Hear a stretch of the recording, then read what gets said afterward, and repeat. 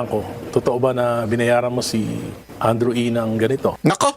Yes, sabi niya. Andrew E. Share naman ang blessing dyan. Hindi, alam mo, kaya nga, eto maraming meron ako mga nababasa. Actually, magkaiba yung tinan nyo, dito nyo makikita na independent thinker kami mga banateros. Iba yung banat ni Sir Jack at iba yung banat ni Boss Dada patungkol kay Andrew E.